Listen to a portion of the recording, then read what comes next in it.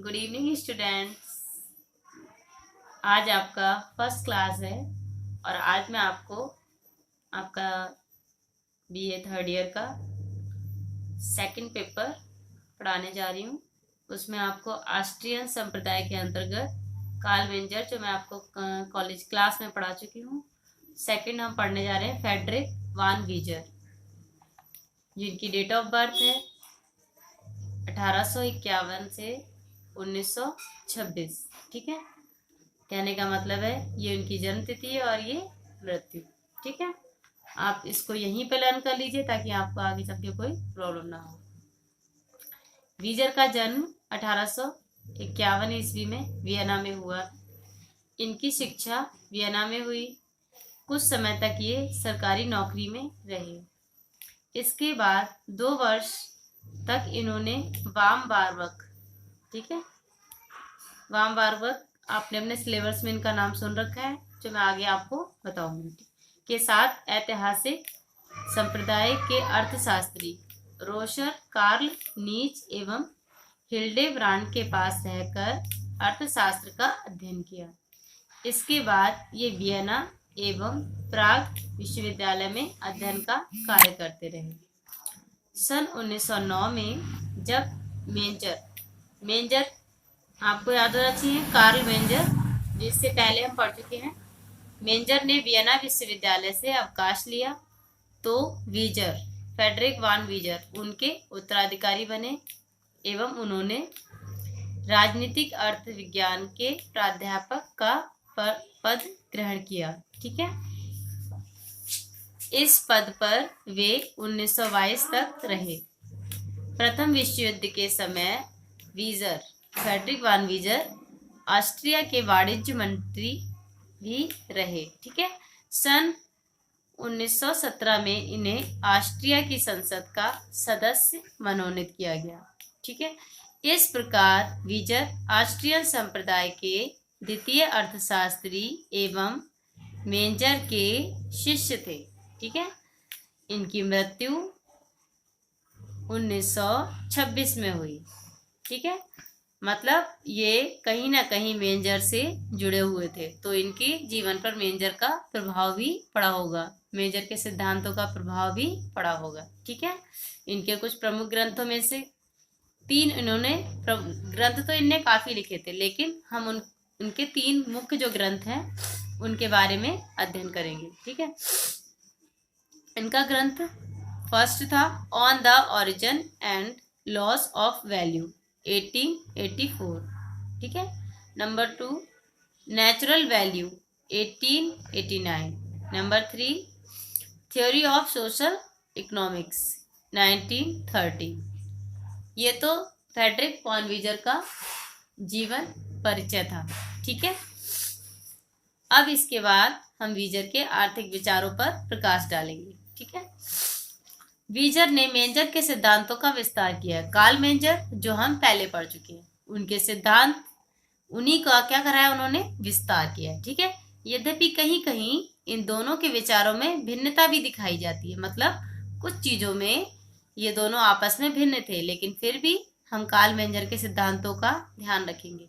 वीजर के विचारों में व्यक्तिगत विश्लेषण की स्पष्ट छाप है और उन्होंने अन्य अर्थशास्त्रियों का बहुत कम उल्लेख करते हुए अपने विचार प्रस्तुत किए, मतलब किसी के भी वो कॉपीराइट नहीं थे।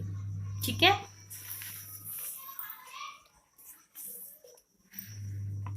उन्होंने कार्ल मेंजर के अध्ययन प्रणाली संबंधी विचारों के प्रति संदेह व्यक्त किया और यह मत प्रकट किया कि प्रतिष्ठित अर्थशास्त्रियों के व्यक्तिवाद का समर्थन कर मेंजर ने गलती की थी। मतलब उन्होंने ये मत अपने विचार सबके सामने रखे, या आप कह सकते हो कि अपनी बुक में उन्होंने डिस्क्राइब किया होगा या व्याख्यान किया होगा कि प्रतिष्ठित अर्थशास्त्रियों के व्यक्तिवाद का जो समर्थन किया था मेंजर ने, वो उन्होंने गलत किया था। ठीक है, वीजर के विचारों का अध्ययन हमने निम्न शीर्षकों के अंतर्गत कर सकते हैं। ठीक है, इसमें पहला टॉपिक है हमारा मूल्य का सिद्धांत। मूल्य अर्थात वैल्यू, इंग्लिश में इसको क्या कहते हैं, वैल्यू।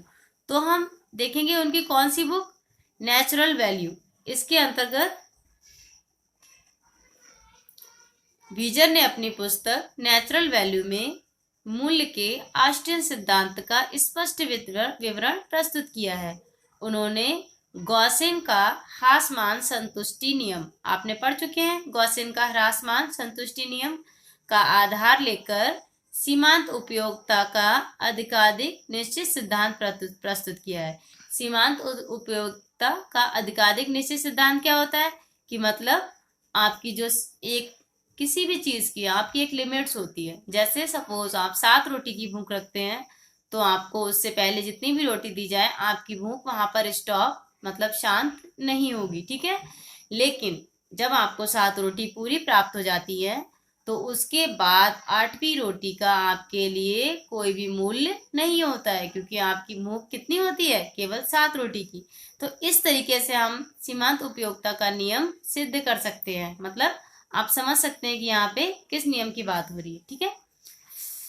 तो ज्यादा हम इस टॉपिक पे बात ना करके सीमांत उपयोगिता का अधिक निश्चित सिद्धांत प्रस्तुत किया है। उन्होंने अपने मूल्य के सिद्धांत में यह स्पष्ट किया है कि मूल्य आवश्यकता की तीव्रता और वस्तु की आवश्यकता संतुष्ट करने की शक्ति पर निर्भर रहता है।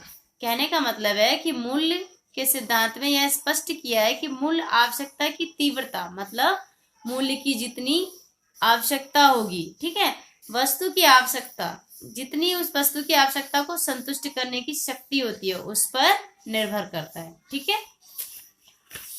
उन्होंने मेंजर से यह विचार ग्रहण किया कि मूल्य आवश्यक रूप से प्रथम कोटि की वस्तुओं में रहता है, ठीक है। प्रथम कोटि की वस्तुएं मतलब जो तत्काल हमें प्राप्त होती हैं, ठीक है, जिनका हम डायरेक्ट उपयोग कर सकते हैं, जो उपभोक्ता के तत्काल प्रयोग में आती हैं एवं सीमांत उपयोगिता की गणना द्वारा ही इनका मूल्य तय हो जाता है। मतलब हमें जितनी आवश्यकता है उतना ही उसका मूल्य तय हो जाता है। अगर हमें उसकी आवश्यकता नहीं होती है तो उसका मूल्य कम हो जाता है, अगर हम उसकी आवश्यकता होती है तो उसका मूल्य अधिक हो जाता है, ठीक है। उत्पादक वस्तुएं अपना मूल्य उपभोग वस्तुओं के कारण प्राप्त करती हैं, ठीक है। जैसे आप यहाँ पे एग्जाम्पल के द्वारा समझ सकते हैं।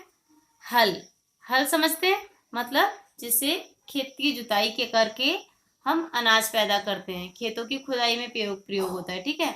तो हल का मूल्य कैसे मतलब कैसे इंपॉर्टेंट है हल हमारे लिए, क्योंकि उससे अनाज पैदा होता है। अनाज पैदा होने के बाद हमें उसका प्रयोग किस में करते हैं, अपने खाद्यान्न रूप में करते हैं, या अंतिम उत्पाद हम कह सकते हैं कि रोटी। तो अंतिम उत्पाद उसका क्या बन रहा है, रोटी एक तरीके से। तो रोटी के कारण ही हल को क्या मिलती है, उपयोगिता मिलती है या उसका मूल्य निश्चित होता है, वरना वो क्या है, एक लकड़ी है जिसका कोई मूल्य इतना वैल्यूएबल नहीं है वो, ठीक है। वो किस लिए मूल्यवान हो गया, क्योंकि उससे हमें रोटी प्राप्त हो रही है, अंतिम उत्पाद, ठीक है।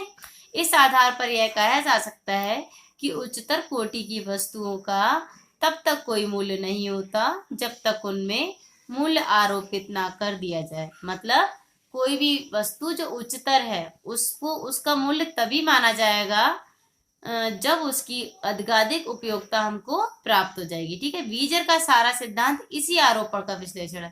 कहने का मतलब है कि बीजर के जो भी सिद्धांत है वो इसी पर आधारित है, ठीक है। आगे पढ़ते हैं हम। इनमें 2 बातों का ध्यान देना जरूरी होता है, ठीक है। प्रथम तो यह है कि यह आरोपण सीमांत नियम के अनुसार होता है, ठीक है। सीमांत नियम हमको पता है, अर्थात सबसे कम महत्वपूर्ण प्रयोग के आधार पर ही नीची श्रेणी की वस्तुओं में मूल्य आरोपित होगा। मतलब जो सबसे कम महत्वपूर्ण होगा उसका मूल्य सबसे कम होगा, ठीक है। दूसरे, पूरक वस्तुओं का मूल्य निर्धारण करने की पद्धति मेंजर से पृथक है, ठीक है। मेंजर ने बताया कि वस्तुओं के संयोग में से निकलने मेंजर ने यह बताया था कि पूरक वस्तुओं के संयोग में से निकालने से होगी। मतलब मेंजर ने बताया कि जो भी वस्तुएं थी पूरक, ठीक है, उनको जब संयोग से हटा लिया जाता है, ठीक है, तो उनका कोई वैल्यू नहीं रहता है, ठीक है। परंतु वीजर क्या कहते थे कि जब कोई वस्तु संयोग से हटा ली जाती है तो उसके साथ अन्य वस्तुओं का प्रभाव भी कम हो जाता है, ठीक है। लेकिन मेंजर ऐसा नहीं कहते थे, लेकिन बीजर कहते थे कि सारी वस्तुएं आपस में संबंधित होती हैं। मतलब कि कोई वस्तु धोखे से भी हट जाए तो उसका अन्य वस्तुओं पर प्रभाव होता है, ठीक है, प्रभाव भी कम हो जाता है, ठीक है, कि मतलब वस्तुएं एक दूसरे से संबंधित हैं, ठीक है। बीजर ने मूल्यारोपण के सिद्धांत को भूमि, श्रम एवं पूंजी के मूल्य निर्धारण पर भी लागू किया है, ठीक है। और कहने का मतलब है कि मूल्यारोपण का सिद्धांत भूमि पर भी लागू होता है, ठीक है, श्रम पर भी लागू होता है और पूंजी, इन तीनों के मूल्य निर्धारण पर भी लागू किया है, ठीक है। और इसी के आधार पर लगान, मजदूरी एवं ब्याज, ठीक है, ब्याज का प्रतिपादन किया गया है, ठीक है। मूल्य के उक्त सिद्धांत के अनुसार, मतलब जो भी हमने अभी मूल्य का सिद्धांत पढ़ा, ठीक है, उसके अनुसार हम एक डेफिनेशन जैसी समझेंगे, ठीक है। सम्मिलित उपज का कुछ मूल्य, ठीक है, उसके उत्पादन में लगने वाले किसी भी साधन में उस समय आरोपित होता है जब उसकी पूर्ति मांग की तुलना में सीमित हो। समझ रहे हो कि मतलब सम्मिलित उपज का कुछ मूल्य उसके उत्पादन में लगने वाले किसी भी साधन में, जो भी उसके उत्पादन में साधन का प्रयोग हो रहा है, यानी कि श्रम, पूंजी, भूमि, ये सब क्या होते हैं, साधन होते हैं, ठीक है, उस समय आरोपित होता है जब उसकी मांग की तुलना में, जब उसकी पूर्ति मांग की तुलना में क्या हो, सीमित हो। मतलब जितनी मांग है उतनी उसकी पूर्ति एक सीमित मात्रा में हो, ना कि अधिक और ना ही कम, ठीक है। यद्यपि बीजर के मूल्यारोपण के विवेचन में स्पष्टता का अभाव है।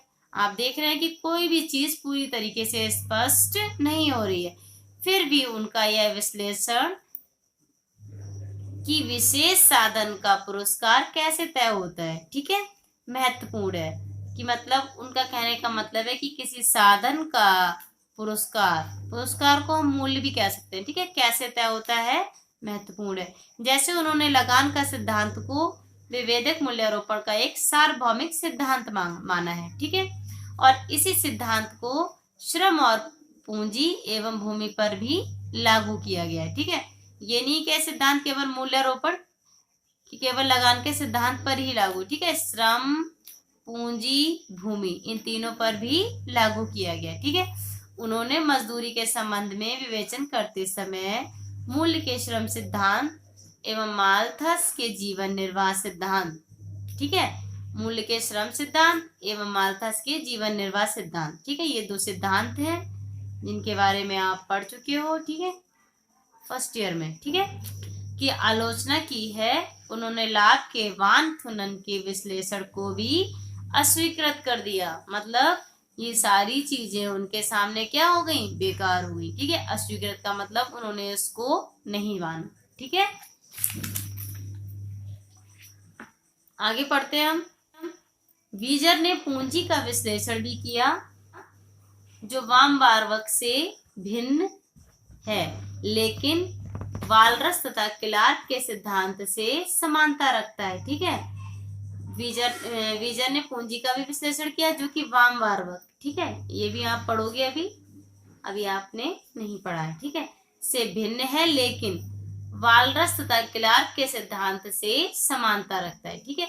यद्यपि बीजर ने सीमांत उपयोगिता के सिद्धांत का पूर्ण विवरण प्रस्तुत किया है, ठीक है, फिर भी वे ऑस्ट्रियन के मूल्य सिद्धांत का उत्पादन लागत का सिद्धांत उतना गलत नहीं है। उनके कहने का मतलब है कि उन्होंने उपयोगिता के सिद्धांत का पूर्ण विवरण तो प्रस्तुत कर दिया, लेकिन उत्पादन लागत सिद्धांत उतना गलत नहीं है जितना कि वह अपूर्ण है। मतलब गलत तो नहीं है, लेकिन वह क्या है, अपूर्ण है, पूरी तरीके से उसको डिस्क्राइब या व्याख्यान नहीं किया गया है। उन्होंने अपनी पुस्तक the origin and principle laws of economics values में लिखा है, क्या लिखा है इसको समझेंगे हम। मूल्य रचना की प्रक्रिया एक गोल वृत्ताकार मार्ग है, समझ रहे हो, मतलब ऐसा सर्कल, ठीक है, गोल वृत्ताकार मार्ग है। मूल्य का मार्ग उपभोग वस्तुओं से उठकर उत्पादक वस्तुओं तक पहुंचता है, ठीक है, पहुंचाता है, और जब वहां यह निर्धारित हो जाता है तो यह उत्पादक वस्तुओं से फिर नीचे उतरकर उपभोग वस्तुओं तक आ जाता है। ठीक है, समझ रहे हो? मतलब ये एक सर्कल है, ठीक है, जो ऐसे चलते चलते वापस वहीं पर आ जाता है। ठीक है, मूल्य रचना की प्रक्रिया गोल वृत्ताकार मार्ग है। मूल्य का मार्ग उपभोग वस्तु, मतलब जो भी हम उपभोग कर रहे हैं वस्तुओं की, ठीक है, यूज कर रहे हैं, से उठकर उत्पादक वस्तुओं, मतलब जहां उनका उत्पादन हो रहा है, ठीक है, तक पहुंचता है। और जब वहां यहाँ निर्धारित हो जाता है, मतलब उत्पादक वस्तुओं में क्या हो जाता है, मूल्य निर्धारित हो जाता है, ठीक है, तो यह उत्पादक वस्तुओं से फिर नीचे उतरकर कहां पर आ जाता है, उपभोग की वस्तुओं, जहां से वह चला था। ठीक है, समझ रहे हो? इसीलिए गोल वृत्ताकार मार्ग है। ठीक है, ये तो हमने फर्स्ट पढ़ा। ठीक है,